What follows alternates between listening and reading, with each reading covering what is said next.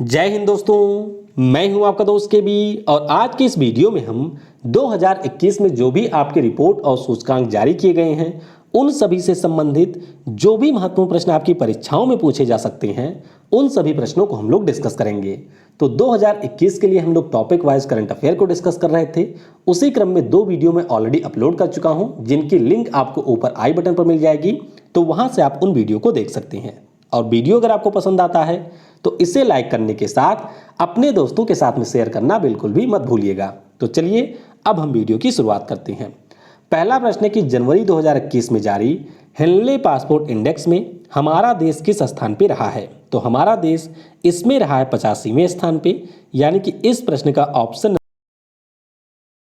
Report के बारे में मैं आपको पहले भी कई बार बता चुका हूं कि जब भी आप लोग किसी भी रिपोर्ट को पढ़ें तो 3 चीजों के ऊपर मुख्य रूप से फोकस करना आवश्यक होता है अगर आपको स्टेट पीसीएस इसके अलावा यूपीएससी का एग्जाम नहीं देना है। कौन कौन से 3 पॉइंट हैं? तो पहले आपको ध्यान रखना होता है कि वो जो पार्टिकुलर रिपोर्ट है किसके द्वारा यहाँ पर जारी की जाती है। दूसरा पॉइंट आपको पढ़ना होता है कि इस रिपोर्ट में टॉप पे कौन सा देश रहा था। और तीसरी चीज आपको पढ़नी होती है कि हमारे देश का स्थान इसमें क्या रहा था। तो कम से कम आप लोग ये जरूर याद रखिएगा कि रिपोर्ट जारी कौन करता है और हमारे देश का स्थान इसमें क्या था। तो इसमें हमारा देश था 85वें स्थान पे। इससे पहले जब 2020 में रिपोर्ट आई थी तब हमारा देश इसमें रहा था 84वें स्थान पे। अच्छा, जारी कौन करता है?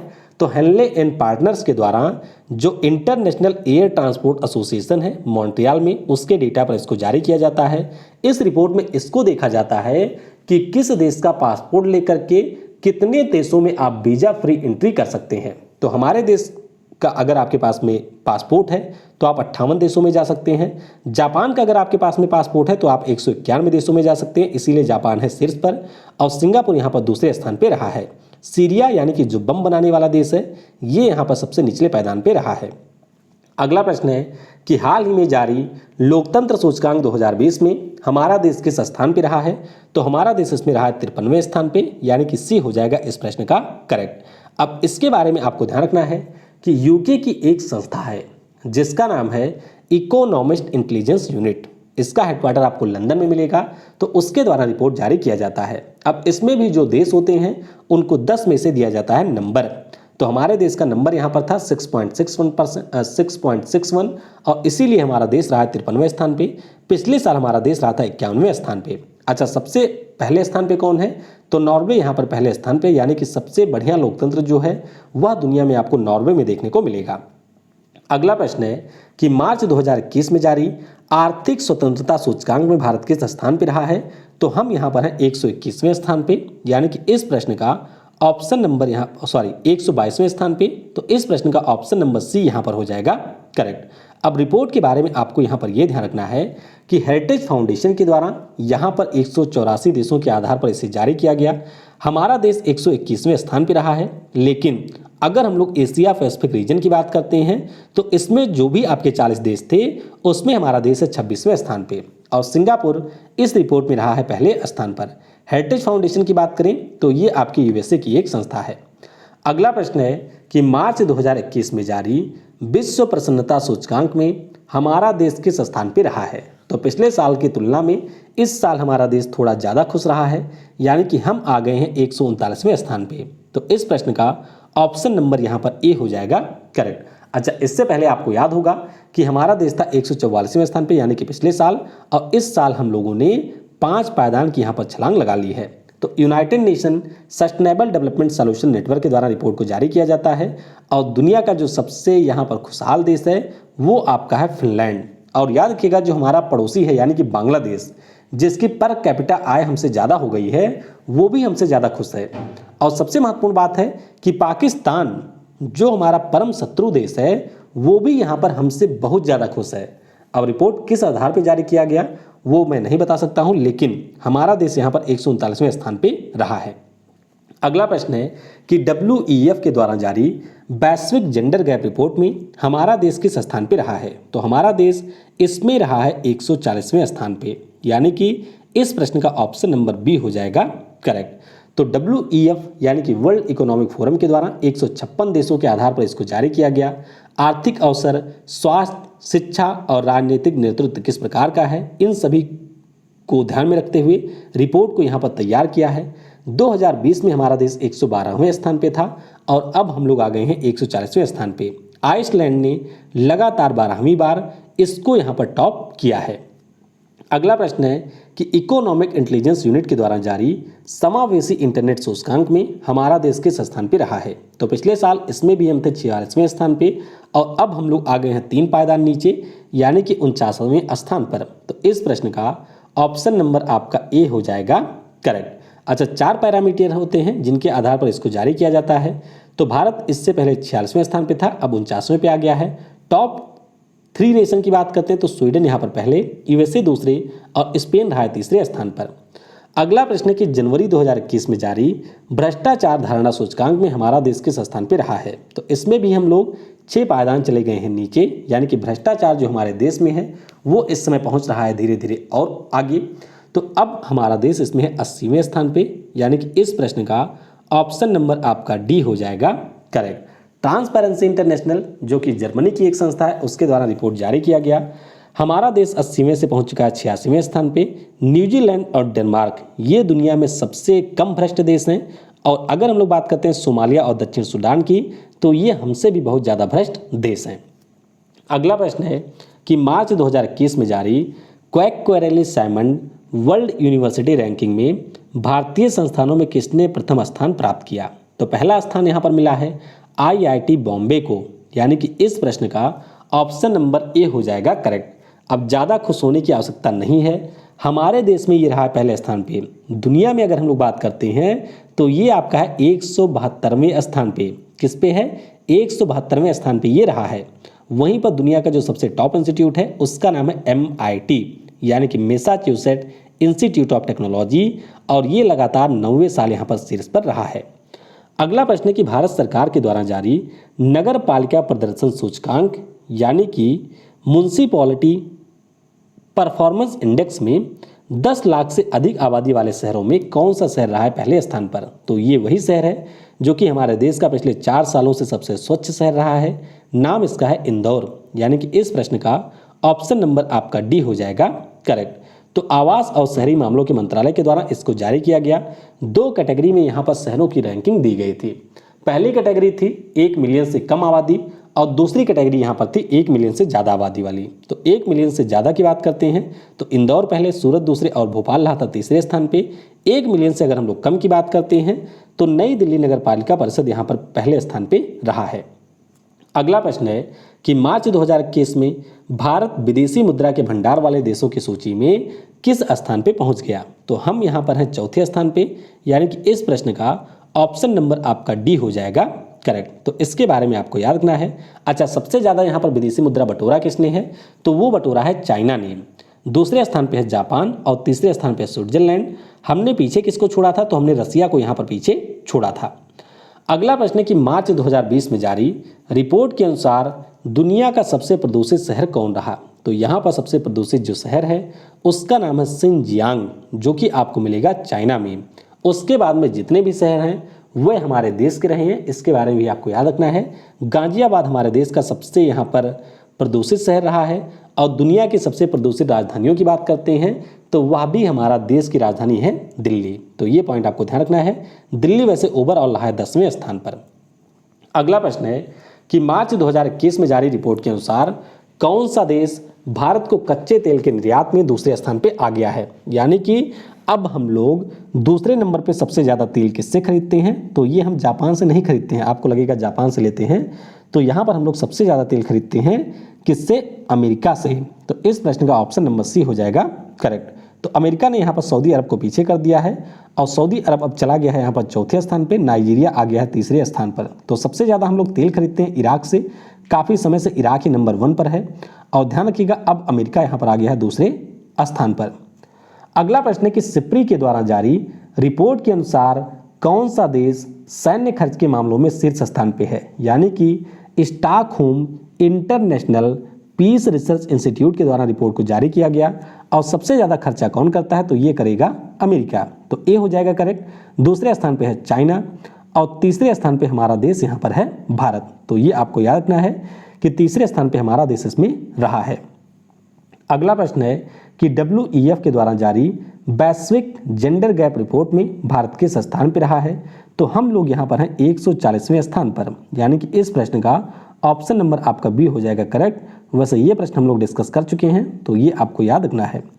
अगला प्रश्न है कि अप्रैल 2021 में जारी चांडलर गुड गवर्नमेंट इंडेक्स में हमारा देश कौन से स्थान पर रहा है? तो यहाँ पर हम लोग रहे हैं 49वें स्थान पर, यानी कि इस प्रश्न का ऑप्शन नंबर आपका ए हो जाएगा करेक्ट। तो बस इसके बारे में ध्यान रखेंगे कि फिनलैंड यहाँ पर पहले, स्विट्जरलैंड दूसरे और सिंगापुर रहा तीसरे स्थान पे।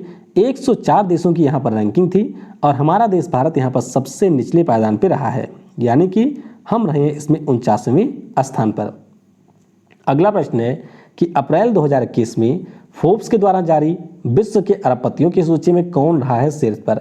अच्छा, एक पॉइंट यहाँ पर आप लोग ध्यान रखेंगे, एक आपका है ब्लूमबर्ग बिलियनियर इंडेक्स। तो ब्लूमबर्ग क्या करता है कि वो हर दिन आपके जो बिलियनियर होते हैं उनकी पैसे को गिनता है और उसके बाद में उनको रोज करता है अपडेट।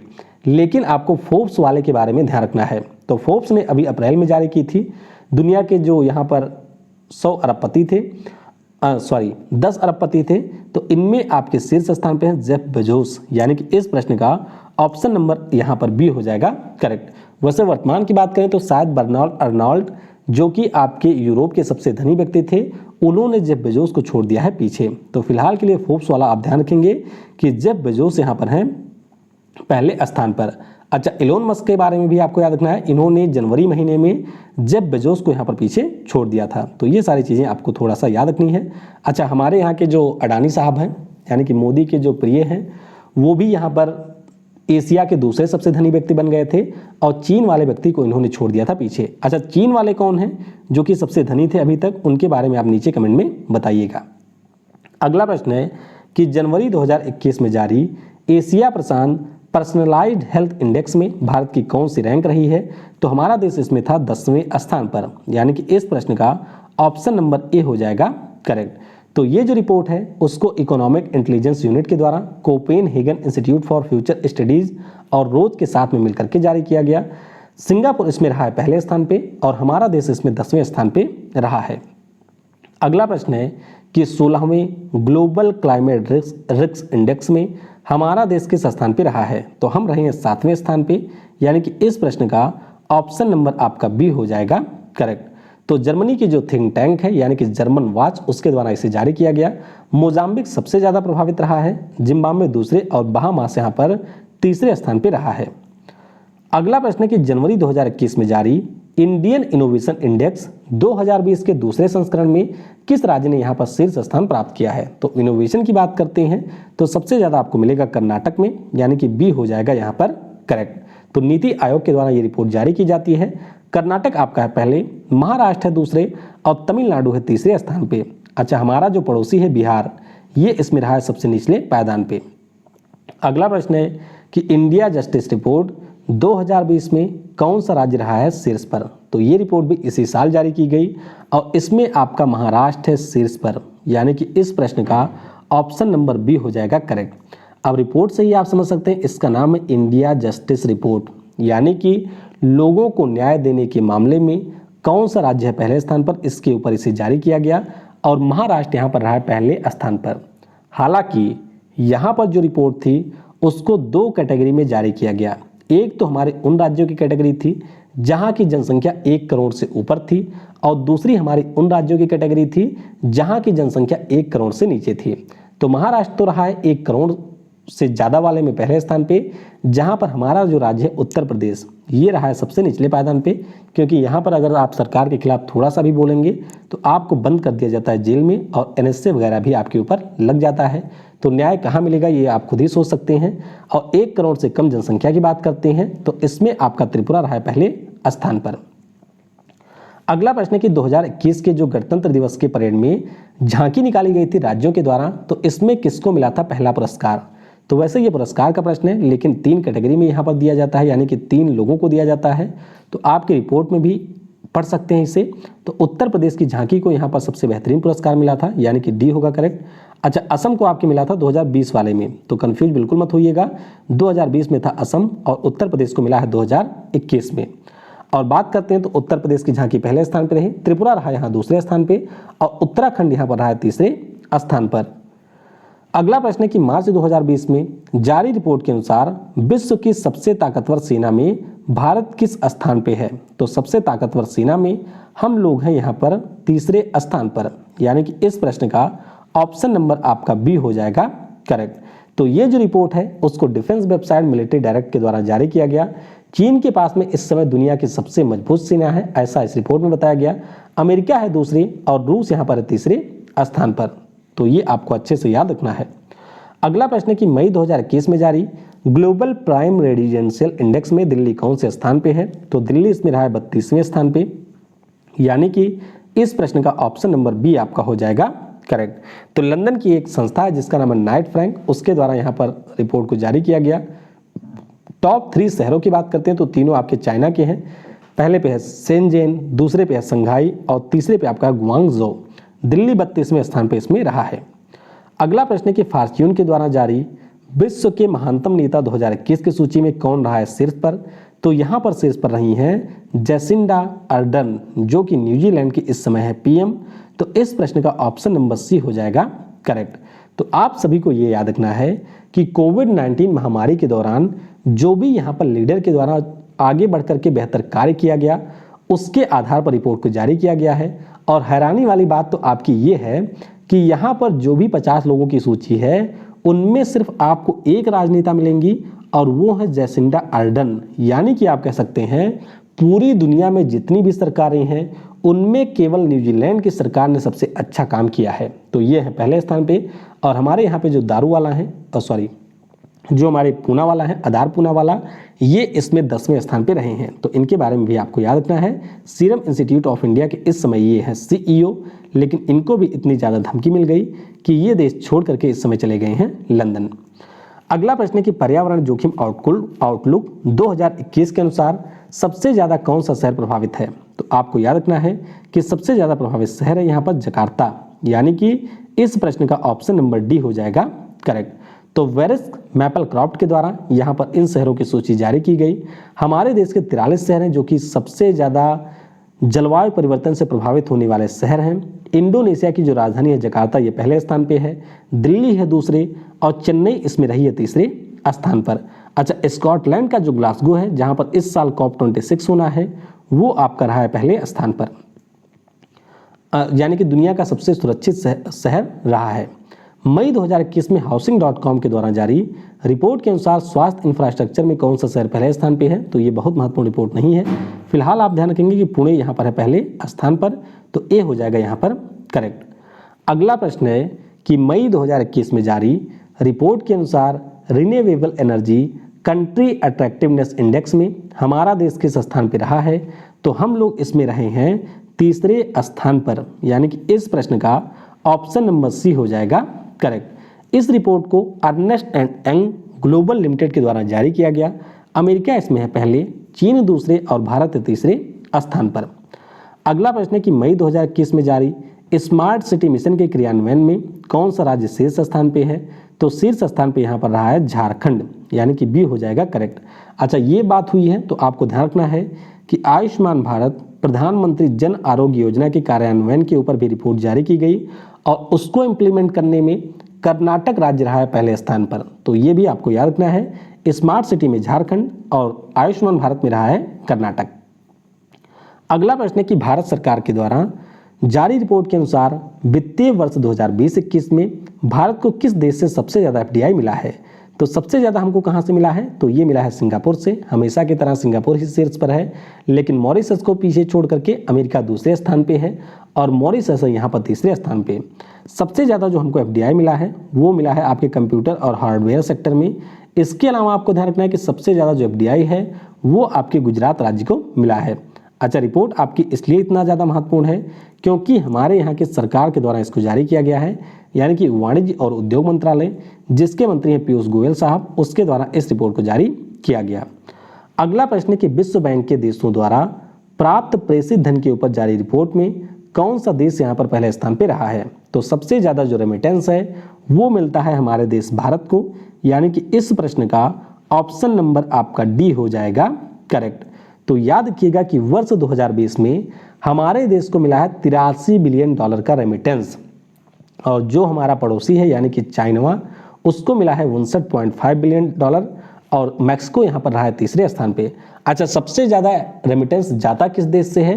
तो ये जाता है यूएसए से, उसके बाद में है यूएई, और तीसरे स्थान पे यहाँ पर है सऊदी अरब। तो इसके बारे में आपको अच्छे से याद रखना है। अच्छा, केमिस्ट्री की जो क्लास है वो आपकी जल्दी शुरू होने वाली है, तो केमिस्ट्री को हम लोग बहुत ही डिटेल में करेंगे, और उसके बाद में केमिस्ट्री शायद आपके लिए हो जाएगी आसान। फिलहाल जो आपके करंट अफेयर के टॉपिक वाइज टॉपिक हैं उनको पहले हम लोग समाप्त कर लेते हैं, फिर हम लोग यहाँ पर केमिस्ट्री की शुरुआत करेंगे। जय हिंद, जय भारत, और सबसे ज़रूरी, पढ़ेगा भारत तो बढ़ेगा भारत।